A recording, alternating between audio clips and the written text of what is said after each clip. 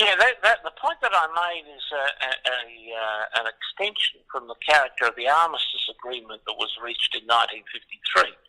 Not many of Australians know that technically we're still at war with North Korea. Not just us, but all the people who are in the United Nations Command. We're all at war with North Korea, but we have an armistice. So that's a cessation of hostilities, and there's been an attempt to build around that, of course, a set of stable relations which the North Koreans seem absolutely determined on upsetting.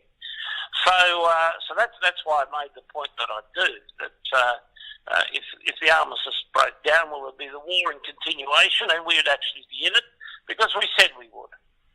When we signed up to the armistice in 53. So that gives us a very direct interest in how relations with North Korea are handled. North Korea, I'm told, is one of the few areas which actually, when the intelligence reports on it come in, and the policy reports, the diplomatic reports on attitudes evolving in South Korea, North Korea, Japan and the like related to Korea, Trump actually reads and tries to comprehend, because he has that sense that the United States might find itself in fairly severe trouble over it all. So Trump is focused. He tried to get the Chinese engaged, or is trying to get the Chinese engaged, so he's sceptical now that whether or not that will succeed. And that's not a bad idea. It was a bad idea on his part to go down that road.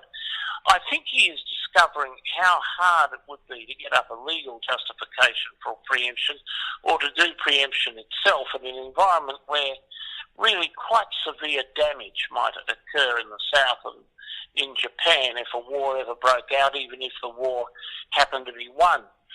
So he is thrashing about looking for a negotiated solution. I don't know anything about these conversations for a fact, but I would not be surprised if those various conversations he had with President Putin of Russia, which have been so well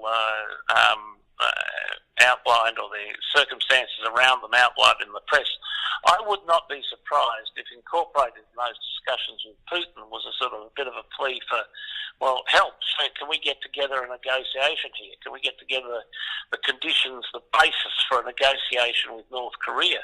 You, after all, Russia, have a very substantial interest in that, because if you can get an agreement put in place and get a settlement between North and South, be open to your possibilities, even a pipeline of gas coming from Russia through that area into the East Asian zone, which would be enormously to the benefit of Russia, and begin to diminish what is effectively becoming your vassal status in relation to China. I mean, these are things which I suspect Trump may well have been talking to Putin about. Anyway, the thing about Trump is that he is open to a negotiation there. He is trying to work out some way in which he can use his military to effectively pressure for that negotiation. But he is focused on it. He's focused on the way. He's not focused on other issues.